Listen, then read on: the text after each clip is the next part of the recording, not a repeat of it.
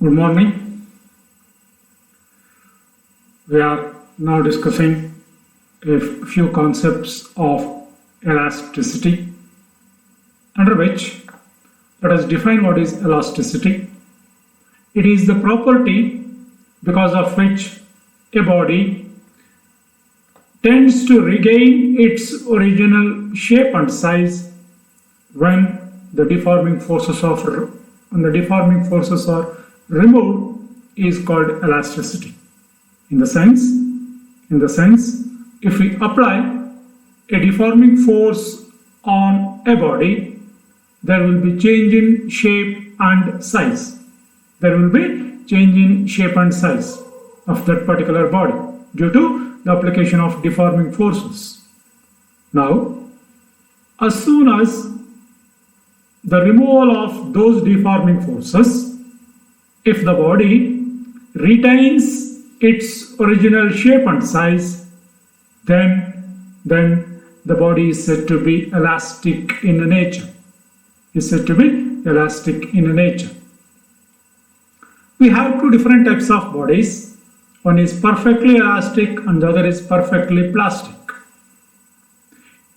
A perfectly elastic body is the one that regains its original configuration completely and immediately as soon as the deforming forces are removed.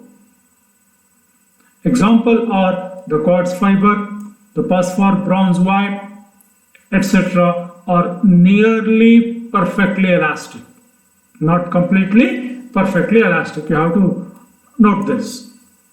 Similarly, perfectly plastic bodies are those which do not regain its original configuration after the removal of the deforming forces. Examples are the putty, paraffin wax, clay, cow dung, etc. These are perfectly plastic. Even after the removal of deforming forces, its original configuration is not attained. And this is the final important point that one has to note. No object or no body in this universe is either perfectly elastic or perfectly plastic. Perfectly elastic in the sense it has to retain its size and shape completely, in the sense 100%. Perfectly plastic in the sense the retaining or regaining of size and shape is 0%. So all the bodies in the universe will be neither perfectly plastic nor perfectly elastic. The elasticity lies between these two.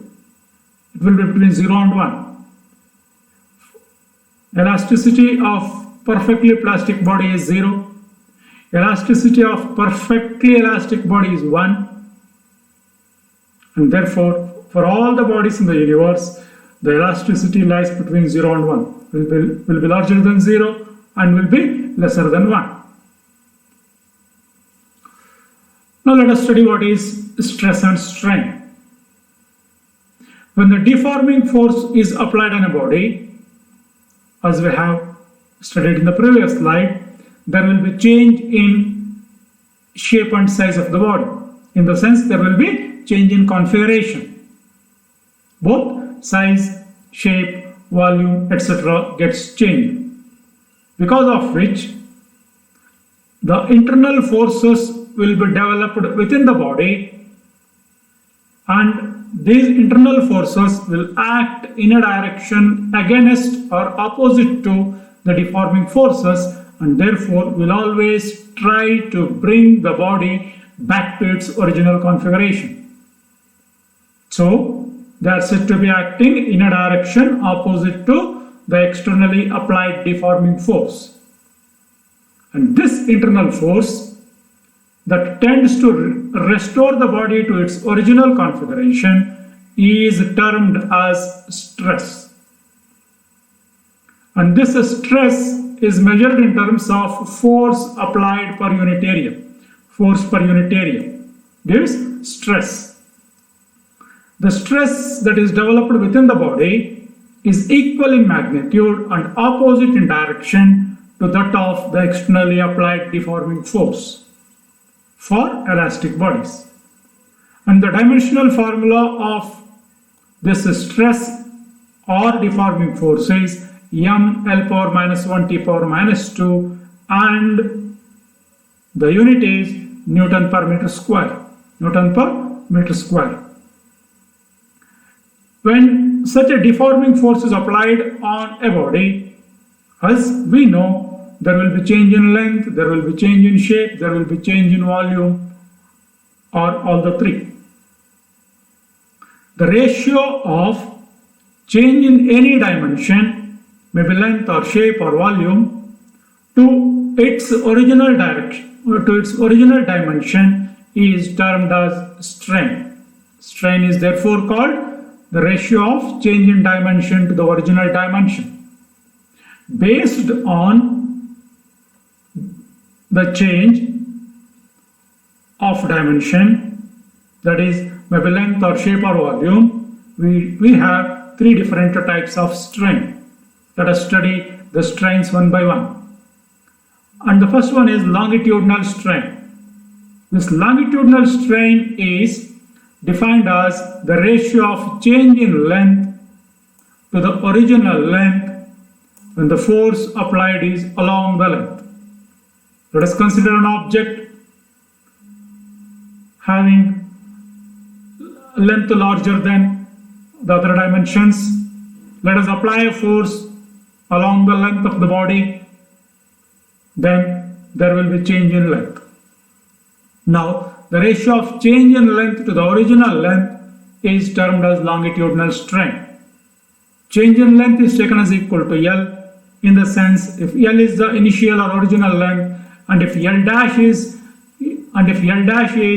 the new length after the application of external force, therefore L dash minus L gives the change in length delta L. Similarly, we have the shearing strain. It is defined as when a deforming force produces a change in shape of the body, then the corresponding strain is called the shearing strain. In order to explain shearing strain, we are considering a cube. In that cube, let ABCD represents the fixed portion of the block. ABCD is fixed, which is the lower part of the cube.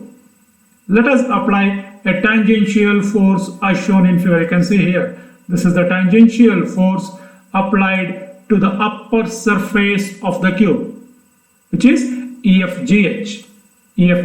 Because of which there is deformation.